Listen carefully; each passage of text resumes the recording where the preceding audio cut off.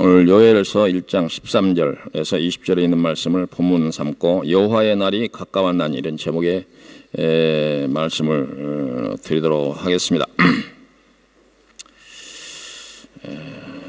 지난주에 미국 그 유명한 관광지인 그랜드 캐년, 거기에서 우리 한국의 대학생이 그 높은 절벽 위에서 다리를 헛디뎌 가지고 난간에서 떨어졌어요. 근데 그 사람이 죽지는 않았지만 지금 현재 의식이 없는 상태로 병원 신세를 지고 있는데, 그 동생이 신문에다가 그 SNS에다가 하소연을 올렸는데 병원비만 수십억이 나왔고, 또 한국으로 이송하려고 해도 뭐 2억 원 이상의 비용이 들어서 도무지 자기 가족이나 이제 가까운 사람들의 힘으로는 어떻게 해볼 수 없는 그런 상황이어서 이제 여러 사람들의 도움을 좀 주십시오, 그렇게 그런 글을 올렸더라고요. 참으로 안타까운 일인데, 또 그 속히 그 이제 학생이 도움의 손길을 받아서 한국으로 돌아오기를 바라지만, 한편으로 생각하면 그런 일을 보면 좀 화가 나요. 거기 그랜드 캐년 대단히 위험한 곳일 텐데 거기 위험한 데는 가지 마라, 이런 경고의 표시가 아마 있었을 것이다, 그렇게 생각이 돼요. 그리고 그 여행사에서도 그렇게 얘기했다라고 하는 기사가 거기에 올라와 있어요. 지난 제가 2달 전인가 저기 자그레브 그 크로아티아 갔는데, 거기서도 우리 한국의 관광객 그 여성이 거기 가보신 분들 그 국립 그 공원이 대단히 아름다운데 아주 대단히 절벽이 위태위태합니다. 거기에서도 우리 한국 여자 관광객이 거기에서 다리를 헛디뎌 가지고 거기서 추락산 그런 일이 있습니다. 이런 일들은 그 조심하라, 이런 경고를 안 들은 것처럼, 이렇게 부주의하게 안 들은 것처럼 하다가 나타난 그런 사고들이 아닌가, 이렇게 생각이 돼서 그런 일을 보면 안타깝기도 하면서도 왜 이렇게 말들을 안 듣나, 이런 생각이 들어요. 말들을 안 듣나. 우리가 천재지변이나 이렇게 사람의 힘으로 어떻게 해볼 수 없는 그런 상황은 그렇다 치지만, 특히 요즘같이 그 여행을 많이 하는 그런 시대에 조심하고 또 조심해야 됩니다. 옛날에는 우리나라가 뭐 1000만 명 여행자 시대라고 하는데 지금은 2000만 명의 여행자 시대. 오늘 우리 교회도 여행을 위해서 덴마크에 와서 우리 교회에 참석하는 사람도 있지만, 자기 자신만 생각하지 말고 부모님 생각도 좀 하고 주변 사람들 생각하고 정신 똑바로 차리고 여행을 해야 돼요. 안전을 특별히 이렇게 생각하고 이렇게 해야 되는데, 너무 많이 사고가 나요. 너무 많이. 이런 사고들이 어쩔 수 없이 일어나는 사고보다는 대부분 그 부주의, 그 이제 조심하라는 이런 말들을 듣지 않은 그런 상황에서 나타나기 때문에 남의 일이지만 그런 일을 보면 화가 나요. 화가. 좀 조심하지, 그런 생각이 들면서 화가 납니다. 우리가 즐거움을 추구하는 건 좋지만 또 도전하고 이런 것도 좋긴 하지만, 어찌됐든 그 어디든지 팻말로 이렇게 거기 들어가지 말라 하면 안 들어가는 것이 좋아요. 꼭 팻말이 들어가지 말라는 것만 또 들어가려고 그러는 사람도 있더라고. 그 무슨 심보인지 모르겠어. 우리나라가 이제 경제적으로 많이 성장해서 좋은 시대가 와서 여행을 많이 하는 시대다 보니까 더 많은 위험이 도사리고, 뭐 자연의 재해, 그리고 여러 그 위험한 상황에서의 재해, 그리고 또 사람들로 받는 이런 어려움들, 이런들이 많기 때문에 조심하고 또 조심해야 됩니다. 오늘 우리에게 주신 그 요엘서 1장 13절부터 20절에 있는 말씀은 물론 이제 다른 그 모든 구절이 포함되어 있지만 이 말씀은 이 유다와 이스라엘 모든 백성들을 향한 경고의 말씀입니다. 한 개인에게 주는 그 경고도 있지만 이것은 한 민족 단위로, 국가의 단위로 주는 그 경고의 말씀인데, 이 말씀은 나라가 망할 것이다. 너희들이 잘못하면 나라가 망할 것이다. 이런 경고예요. 그래서 우리가 개인적으로 조심하고 주의를 교리해야 할 그런 부분도 있지만, 한 국가 단위, 한 민족 단위로 이런 경고를 주의 깊게 들어야 할 그런 상황도 있다. 그 상황이 오늘 요엘서가 설명하고자 하는 그런 내용이다. 그런 얘기입니다. 성경의 대부분의 말씀들이 크게 보면 두 가지 정도라고 말씀할 수가 있는데, 하나는 하나님께서 우리를 사랑하고 있다라고 하는 것을 성경이 우리에게 전하려고 하는 그런 내용이 가장 중요한 교훈 중에 하나고, 하나는 자칫하다 보면 너희들이 하나님이 너희들에게 주려고 하는 이 사랑을 못 받을 가능성도 있다. 그 두 가지라고 할 수가 있어요. 성격적으로 구분하면. 이제 하나님께서 이스라엘 백성들, 그 백성들을 사랑한다라고 하는 그 말씀과 뜻은 구원에 대한 약속이요. 그리고 하나님을 떠나지 말라라고 하는 것은 너희들이 하나님의 구원을 얻지 못할 수도 있다라고 하는 그런 경고의 말씀이라고 할 수가 있습니다. 본문 첫 절에 보니까 제사장들아 너희는 굵은 배로 동이고 슬피 울지어다. 제단에 수종드는 자들아 너희는 울지어다. 내 하나님께 수종드는 자들아 너희는 와서 굵은 배옷을 입고 밤이 새도록 누울지어다. 이는 소재와 전제를 너희 하나님의 성전에 들이지 못함이로다. 이렇게 말씀하고 있습니다. 이것은 바로 그 이스라엘과 유다가 멸망하게 될 것이다. 이런 경고의 말씀인데, 이 말씀을 먼저 제사장들과 제단에 수종드는 자들에게 먼저 이 경고의 말씀을 주는 것은 대단히 큰 뜻이 있다고 할 수가 있습니다. 한 나라가 잘못된 상황이 오게 되면 그것은 물론 모든 국민들의 책임이지만 그 책임의 경중, 무겁고 가벼움을 따지면 사회 지도층에게 먼저 그 책임이 있다. 그런 얘기죠. 이때 당시에는 이 성경의 배경이 됐던 그 시대는 지금같이 무슨 대통령이나 수상이나 이런 사람들이 있던 시대가 아니고 정치와 종교가 분리되지 않았던 시절에 제사장이라는 것은 그 사회의 정치, 경제, 사회 모든 영역에서 지도자들인데, 이 이스라엘과 유다가 망한 일에 대해서 제사장들과 그리고 그 사회의 지도층인 장로들에게 먼저 이 말씀을 주는 것은 책임의 경중을 가릴 때 그들에게 먼저 책임이 있다. 그런 얘기입니다.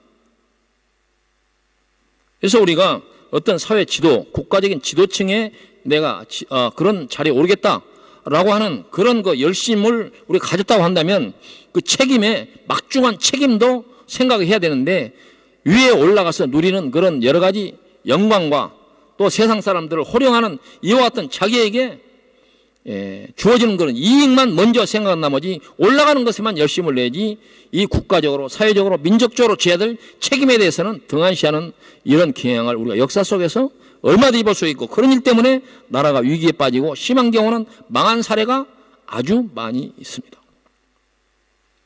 인류의 역사에서 자주 말하지만 이 세상에 생성된 나라치고 안 망한 나라는 하나도 없습니다. 현재 현존하는 나라는 아직 안 망했을 뿐이지 망할 가능성이 많습니다. 왜? 우리 역사를 본다면 그렇습니다. 그럼 어떤 나라가 망한다면 그 책임의 상당 부분이 누구에게 있느냐? 그 사회 지도층에 있다. 그런데 누구든지 사회 지도층을 꿈을 꿉니다. 사회 지도층을 꿈꾸는 사람들은 이 사회 지도층 높은 곳에 올라서 얻을 수 있는 그 영광만 생각하지 말고 우리가 하나님 앞에서나 사람 앞에서 져야 할 그 책임의 막중함도 좀 생각하라. 그런 얘기입니다. 요즘도 우리가 여러 나라에서 일어나는 그 현상들, 우리나라뿐만이 아니고 뭐 미국, 뭐 일본, 요새 돌아가는 사정을 보면 아주 험한 얘기를 하고 싶은 생각이 많이 들어요. 아주 나쁜 놈들이란 말이에요. 정치 지도자라고 하는 사람들이 나라와 국민을 생각하지 않고 자기들의 정치적 이해만을 위해서 악을 쓰고 발악을 하는 이런 모습들이 보입니다. 미국이 그렇고 일본이 그렇고 한국이 그렇지 않습니까? 오늘 요엘서가 설명하려고 하는 것은 이러한 상황들, 국가적인 책임을 다하지 못하는 이런 지도자들 때문에 이스라엘과 유다가 멸망을 당할 수 있다. 이런 경고의 말씀입니다. 이 말씀이 배경이 됐던 시대는 유다 8대 왕이었던 요시야 임금이 집에 집권하던 그런 때로 이제 알려져 있습니다. 이때는 그때 당시에는 이제 이스라엘이 북쪽 이스라엘과 남쪽 유다가 있었는데 아직 이 성경이 말하는 이 망할 것이다, 망할 것이다 라고 하는 이 말이 이 말씀을 보면 좀 시제가 분명치 않습니다. 아직 안 망했는데 이 성경은 망했다 이렇게 얘기를 하고 있습니다. 성경이 그런 그 표현들이 많은데 우리가 이 시제에 좀 일치가 안 돼 혼란스러운 거 있지만 어찌됐든 이 전체적으로 보면 이 시대가 요시야의 임금 시대를 배경으로 했다고 한다면 아직 망하기 전에 이렇게 이미 망했다라고 이렇게 얘기를 합니다. 아직 안 망했는데 망했다 이렇게 얘기를 해요. 어떤 경우를 그렇게 얘기할까요?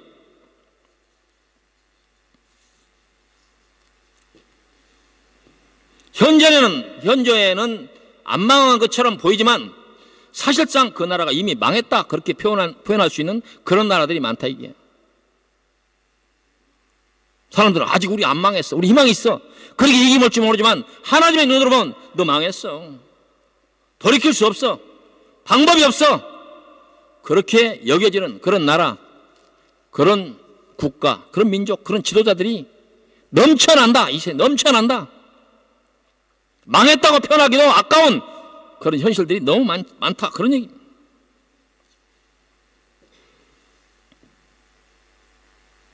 이 말씀을 보면 이 시대적으로는 아직 망하지 않았던 그 시대에 너희들이 망했다라고 이렇게 표현하는 것은 우리에게 주는 이제 가장 중요한 교훈은 너희들이 이 말씀의 경고를 듣지 않으면, 조심하라 라고 하는 이 말을 듣지 않으면 오늘 이 요엘서가 설명하고 있는 그 이상 표현할 수 없는 그런 상태에 이르게 될 것이다 라고 하는 그런 경고의 말씀이다, 그런 말입니다. 이 경고를 보면 오늘 요엘서의 20장 20절까지 13절부터 20절 보면 아주 철저하게 그 이상 표현이 불가능한, 어떻게 표현이 불가능한 그런 여러 가지 표현들로 있습니다. 이건 어떤 경고받아도 강력하고 또 무서운 그런 경고라고 할 수가 있습니다. 우리가 더러 조심하라 라고 하는 그 말이나 이런 경고하는 말을 듣지 않을 때 그런 말을 우리가 일상에서 듣거나 하는 경우가 있습니다. 뭐라고 말하냐, 죽으려면 무슨 짓을 못하냐, 그런 얘기 더러 하잖아요. 죽으려면 무슨 짓을 못하면 바로 오늘 요엘서가 그것을 말해주는 것입니다. 실제로 이 말씀이 경고했던 그 말씀이 역사 속에서는 그대로 적중해서 북쪽 이스라엘과 남쪽 유다가 차례로 망한 그런 기록을 우리가 성경에서 그리고 역사적 기록에서 찾아볼 수가 있습니다. 북쪽 이스라엘이 망한 기사를 우리가 열왕기하 17장 6절에서 볼 수가 있는데, 호세아 제9년에 아수르 왕이 사마리아를 점령하고, 이 사마리아는 북쪽 이스라엘의 수도였어요. 이스라엘 사람을 사로잡아 아수르로 끌어다가 고산 강가에 있는 할라와 하볼과 메대 사람의 여러 고을에 두었더라. 이 일은 이스라엘 자손이 자기를 애굽 땅에서 인도하여 내신 애굽의 왕 바로의 손에서 벗어나게 하신 그 하나님 여호와께 죄를 범하고 또 다른 신들을 경외하며 여호와께서 이스라엘 자손 앞에서 쫓아내신 이방 사람의 규례와 이스라엘 여러 왕이 세운 율례를 행하였습니다.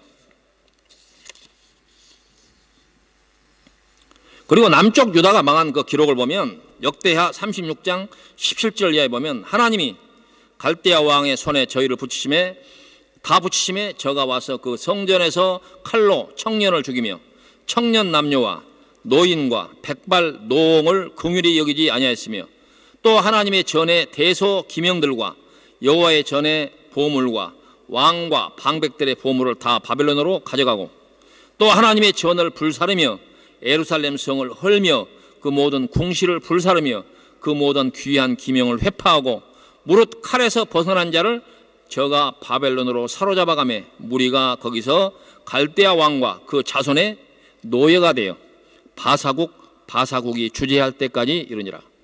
이게 바벨론이 망하고 그 다음 나라가 그 나라를 지배했던 메데파사라고 하죠. 그 나라가 지배할 때까지 종살이를 했다 이렇게 했습니다. 그 이유를 열왕기하 17장 6절에서 뭐라고 말하냐? 그 하나님 여호와께 죄를 범하고 또 다른 신들을 경외하며 여호와께서 이스라엘 자손 앞에서 쫓아내신 이방 사람의 규례와 이스라엘 여러 왕이 세운 율례를 행하였음이라 라고 하는 것이 바로 이유였습니다. 오늘 이 본문 요엘서를 좀 보면 본문 14절에 너희는 금식일을 정하고 성회를 소집하여 장로들과 이 땅의 모든 주민들을 너희 하나님 여호와의 성전으로 모으고 여호와께 부르짖을지어다. 슬프다. 그날이여 여호와의 날이 가까웠나니 곧 멸망같이 전능자에게로부터 이르리로다 라고 말씀하고 있습니다. 여기에 14절에서 말한 금식일을 정하고 성회를 소집하라 라고 하는 말은 구약성경 그 율법의 가장 중심이 되는 레위기 23장 26절에 이하에 이렇게 되어 있습니다. 여호와께서 모세에게 일러 가라사대 7월 10일은 속죄일이니 너희에게 성회라. 너희는 스스로 괴롭게 하며 여호와께 화제를 드리고 이날에는 아무 일도 하지 말 것은 너희를 위하여 너희 하나님 여호와 앞에 속죄할 속죄일이 됨이니라 라고 하는 말씀이 있습니다. 이 절기는 유대 사회에서는 초막절이라고 말하기도 하고 이 날을 이스라엘 사람들은 대속죄일이라 이렇게 부릅니다. 대속죄일. 그래서 이 대속죄일 날 속죄의 제사를 드리면 지금까지 지은 모든 죄가 사해진다고 사람들은 믿었습니다. 근데 그렇게 믿게 된 그 근거가 레위기 16장 30절에 있는데 이날에 너희를 위하여 속죄하여 너희로 정결케 하리니 너희 모든 죄에서 너희가 여호와 앞에 정결하리라 하신 말씀이 바로 근거가 되고 있습니다. 근데 이 속죄를 위한 이 제사의 규례가 기록된 레위기 16장을 보면 속죄를 위한 여러 가지 그 율법적인 절차와 방법이 나타나 있는데 그 내용을 여러분들이 조금 들어보도록 하겠습니다. 아론이 성소에 들어오려면 수송아지를 속죄 제물로 삼고 순양을 번제물로 삼고 거룩한 새 마포 속옷을 입으며 세마포 속바지를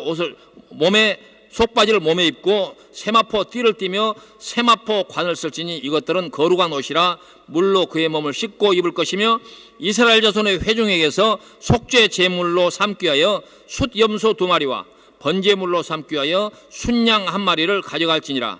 아론은 자기를 위한 속죄제의 수송아지를 드리되 자기의 집안을 위하여 속죄하고 또 2 염소를 가지고 회막문 여호와 앞에 두고 2 염소를 위하여 제비 뽑되 한 제비는 여호와를 위하고 한 제비는 아사셀을 위하여 할지며 아론은 여호와를 위하여 제비 뽑은 염소를 속죄제로 드리고 아사셀을 위하여 제비 뽑은 염소는 산채로 여호와 앞에 두었다가 그것으로 속죄하고 아사셀을 위하여 광야로 보낼지니라. 이런 말씀입니다.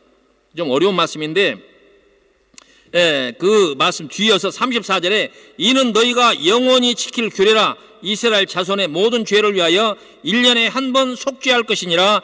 아론이 여호와께서 모세에게 명령하신 대로 행하니라. 이스라엘 백성들이 이 한날 그동안에 자기들이 무슨 죄를 지었던지 제사장 아론을 통해서 이 속죄 제사를 드리게 되면 그들의 모든 죄가 사해질 것이라고 믿었고 그리고 모세 이후에 이스라엘 백성들이 대대로 이 절기를 지켰다라고 하는 것을 알 수가 있습니다. 바로 이 말씀은 모세에게 주신 그 모세 오경 중에 레위기에 기록된 말씀인데 오늘 이 요엘서를 주신 이제 이 말씀은 이제 모세 시대보다는 한참 후의 시대인 요아스 시대를 배경으로 하고 있습니다. 그 말은 무슨 말이냐? 이스라엘 백성들이 모세에게 준 율법에 따라서 대대로 이와 같은 속죄 제사를 드렸지만 이스라엘 백성들의 절기를 얼마나 열심히 지킵니까? 안 지켰다고 할 수가 없죠. 그건 자기들의 생명처럼 이런 절기를 지켰는데 이런 절기를 지켰음에도 불구하고 이 요아스 시대에 하나님께 또 이와 같은 경고를 한 것은 무슨 얘기냐? 절기만 지켰다. 쉽게 말하면 세레모니만 지켰다. 근데 그래서 이 세레모니만 지켰기 때문에 그 뜻과 의미, 진실한 그런 교훈은 외면하고 이와 같은 절차상의 절기만 지켰기 때문에 오늘 시대가 흐른 후에 너희들이 이스라엘과 남쪽 유다가 너희들이 그동안 속죄제를 지켰지만 이 속죄제를 지키면 너희들의 1년 지었던 모든 죄가 사해질 것이라고 하나님이 약속했지만 꼭 그렇지만은 않아. 그런 얘기입니다. 형식과 절차만 지켜온 이스라엘 백성들에 대한 경고다, 그런 얘기죠. 그런 형식적인 신앙이 얼마나 많습니다. 기독교 안에도 있고 천주교에도 있고 여타 종교가 얼마나 많은 그런 형식적 종교가 얼마나 많습니까? 막 화려하고 대단한 이런 이제 군중을 동원해서 이런 제사를 드리고 했지만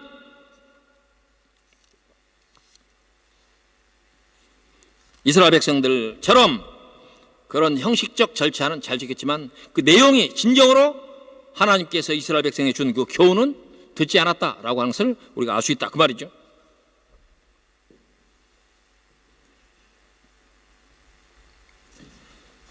오늘 레위기서나 이제 관련된 기록들을 보면 속죄 규례를 속죄제를 지키는 그 여러 가지 절차와 규례를 보면 아주 까닭스럽습니다.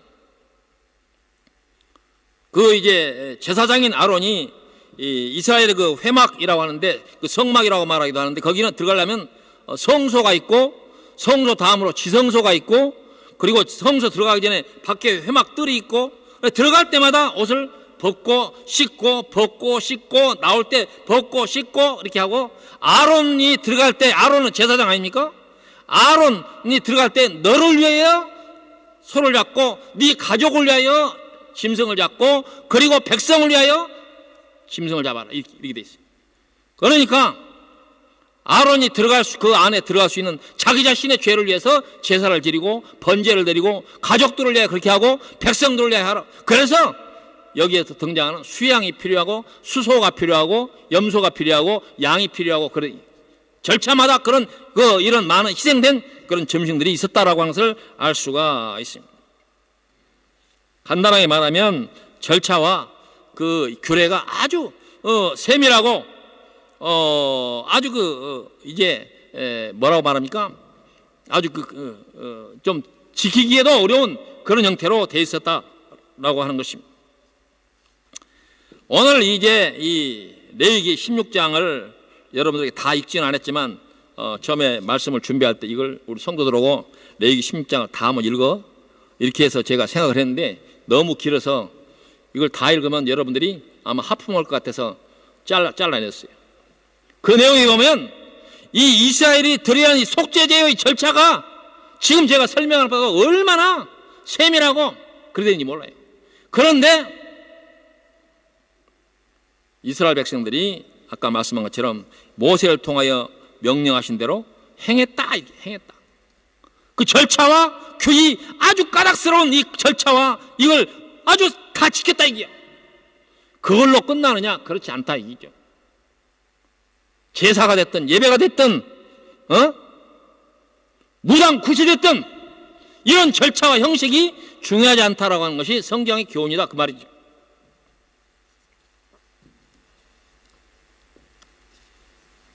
근데 그 중요한 구절 중에 레위기 16장에 기록된 그 말씀 중에서 아까 여러분들 들을 때 그 귀담아 들었는지 모르는데 그 드려지는 그 여러 짐승들 수염소를 따로 나눠라.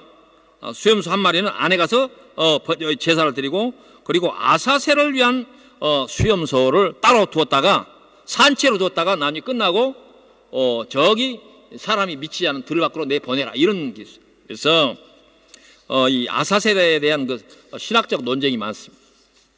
그래서 저도 그 관련된 기록들을 쭉 보았는데 아사셀이 누구냐에 따라서 여러 가지 그 이제 주장과 이론이 있는데 모든 사람들이 동의할 만한 그런 형태의 주장을 한다면 별 문제는 없지만 요새 나타나는 그런 그 여러 그 이단들의 주장들이 이와 같은 것들을 자기들 멋대로 풀려고 하다가 별 희한한 이론을 만들어내요. 그래서 여기는 잘 모르면 모른다 그러고 지나가야 됩니다. 성경.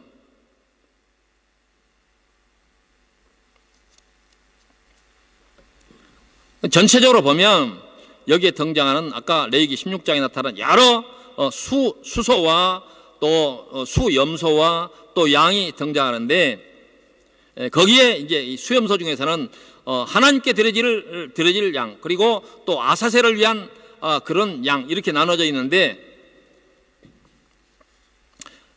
이제 그 형식상으로 보면 짐승이 그 대속의 제물이 된 것처럼 그렇게 보였지만, 이 짐승들을 잡아서 드릴 때마다 이스라엘 백성들이 죄가 없어지는 것처럼 이렇게 형식 논리로 그렇게 되어 있지만, 이사야서를 보면 또 그렇지도 않다. 우리가 자주 이사야서를 보는데, 이사야 1장 11절 이하에 보니까 여호와께서 말씀하시되 너희의 무수한 재물이 내게 무엇이 유익하냐? 나는 수양과 번제와 살찐 짐승의 기름에 배불렀고 나는 수송아지나 어린 양이나 수염소의 피를 기뻐하지 아니하노라. 너희가 내 앞에서 보이러 오니 이것을 누가 너에게 요구하였느냐? 내 마당만 밟을 뿐이라. 헛된 재물을 다시 가져오지 말라. 분향은 내가 가증히 여기는 것이요 월삭과 안식일과 대회로 모이는 것도 그러하니 성회와 아울러 악을 행하는 것을 내가 견디지 못하겠노라. 모세를 준 율법도 하나님께서 주셨는데, 이렇게 하라고는 주셨는데, 또 이 이사야서는 나 그거 별로 안 좋아해, 이렇게 말씀하신 이유가 어디 있느냐, 그런 얘기. 거기에서 우리가 교훈을 얻어야 됩니다.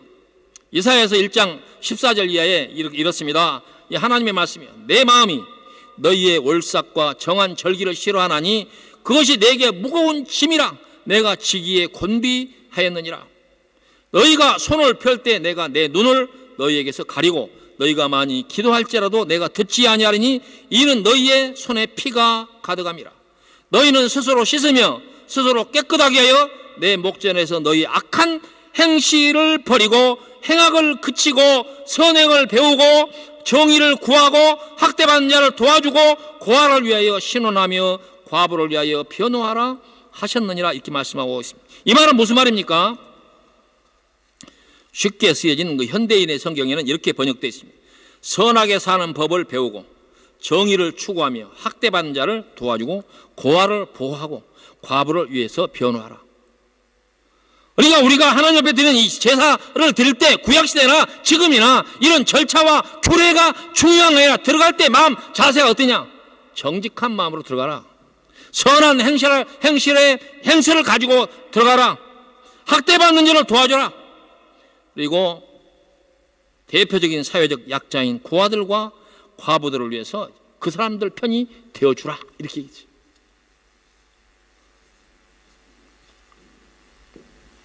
이런 삶, 이런 덕목이 없는 희생양의 제사가 무슨 의미가 있느냐, 그렇게 하나님께서 말씀하고 있다, 그 말이에요.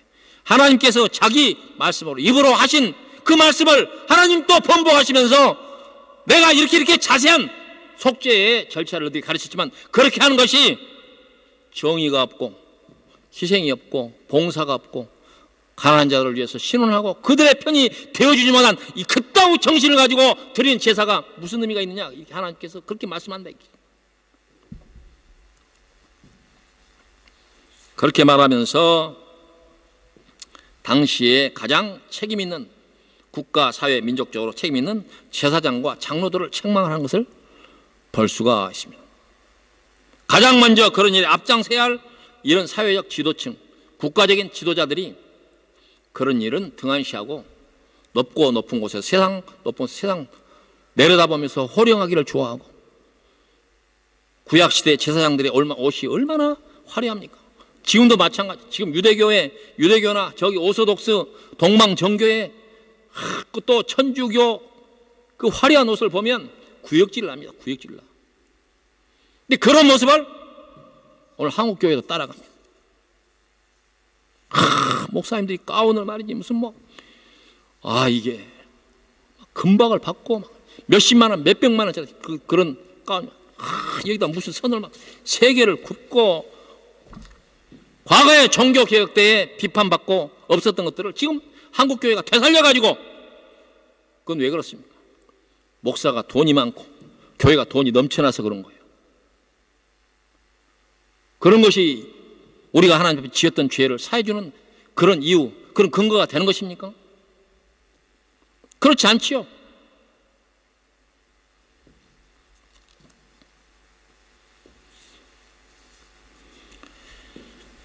바로 이 이사야서는 지금까지 말씀하신 너희들이 드린 그 무수한 재물이 내가 배불렀고 지기에 곤비하였다고 하는 이 말씀도 오늘 이 성경 본문의 요엘서와 동시대의 말씀입니다.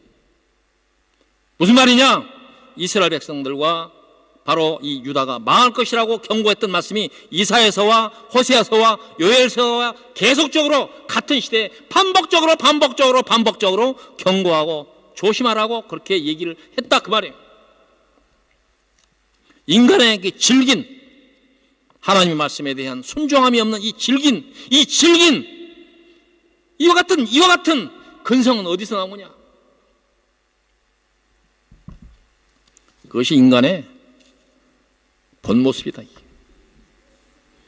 반복적으로 우리가 하나님 앞에 불순종하는 모습은 이것이 인간의 본 모습이다. 그런 얘기입니다.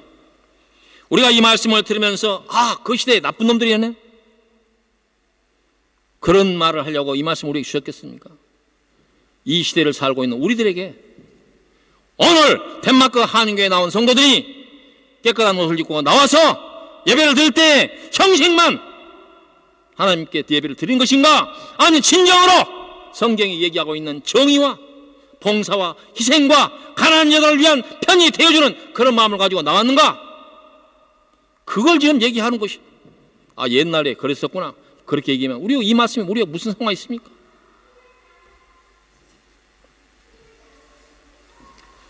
그런 점에서 저는 한국교회 반성과 회개를 촉구합니다.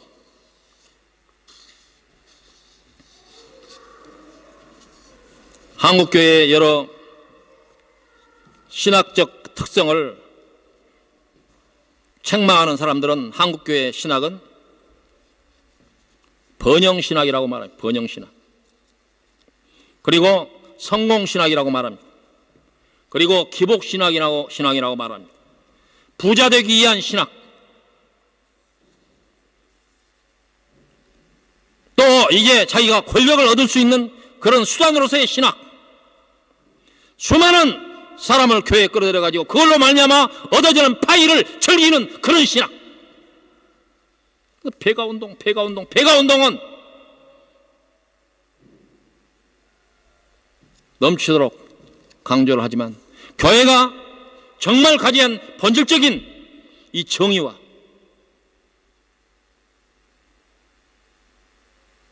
사회적으로 소외된 사람들을 위해서 그들의 편이 되어준다는 이런 본질적인 이런 하나님의 교훈에 대해서는 외면하고 있는 것이 오늘 현실입니다.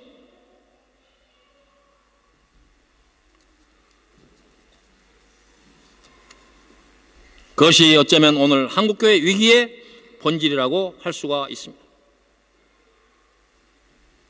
나눔과 배려에 딴지를 걸고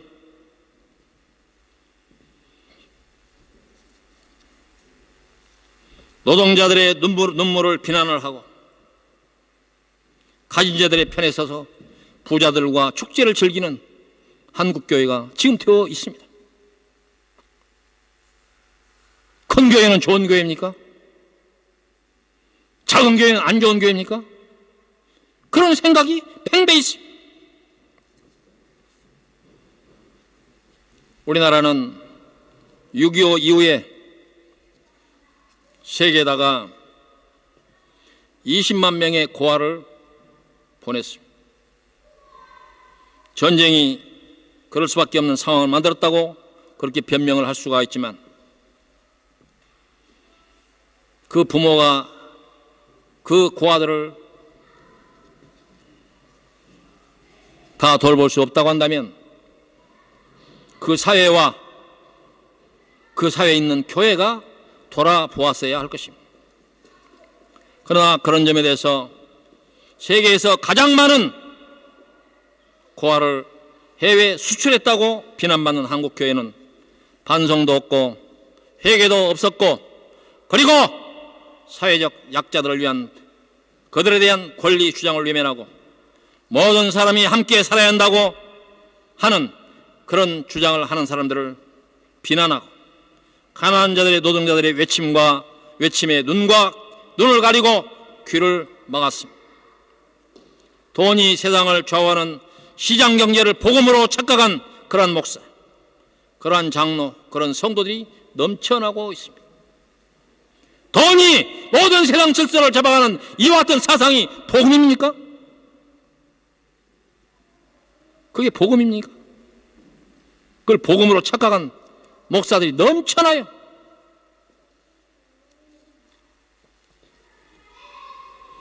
사랑하는 성도 여러분, 이스라엘과 유다는 결국 하나님의 경고를 무시하고 차례대로 망해서 아수르와 바벨론의 종이 되었습니다.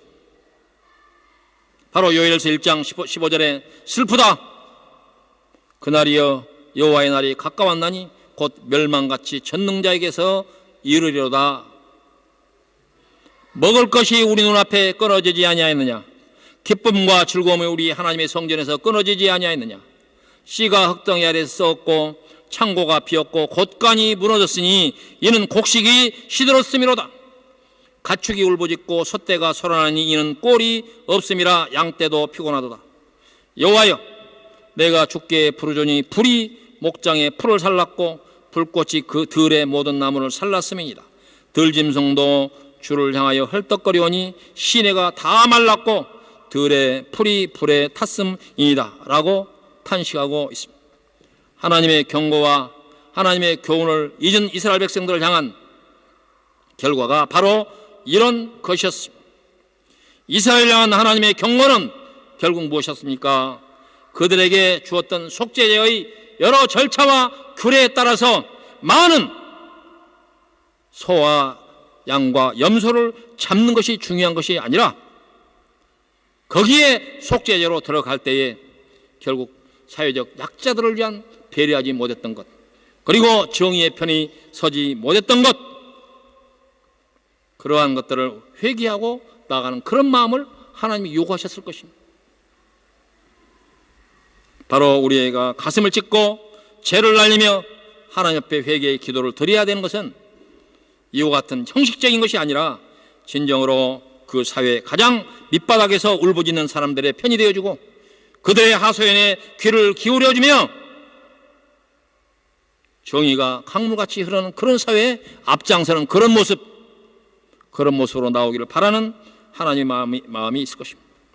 하나님께서는 그의 나라의 특징을, 하나님의 나라는 어떤 나라인가?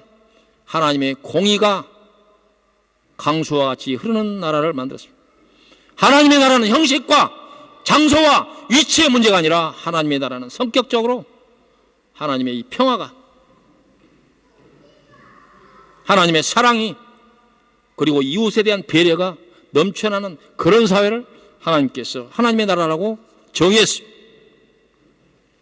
바로 오늘 요엘서를 통해서 우리에게 주신 이 말씀은 오늘 한국교회의 현실에 대한 하나님의 경고이고 오늘 이 시대를 살아가는 우리들에게 주시는 하나님의 무서운 교훈이라고 하는 사실을 잊지 말기를 바라면서 이 말씀 앞에서 우리가 정말 가슴에 손을 얹고 아멘 할 수 있기를 바랍니다. 기도하십시다. 고맙고 감사하신 여호와 아버지 하나님, 이스라엘 백성들이 모세와 아론에게 주었던 그 율법을 지키는 일에 얼마나 열심을 냈습니까? 그럼에도 불구하고 하나님께서 오늘 요엘서를 통하여 장차 이스라엘과 유다가 멸망할 것이라는 이 경고는 또한 어떤 말씀입니까?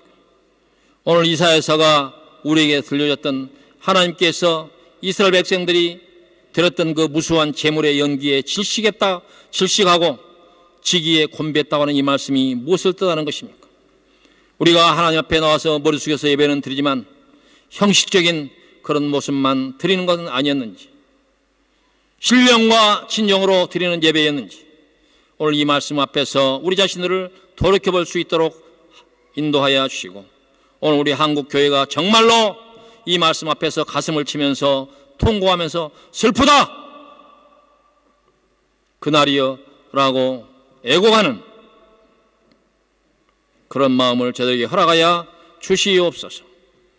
감사를 돌렸고 예수님 이름으로 기도하옵나이다. 아멘.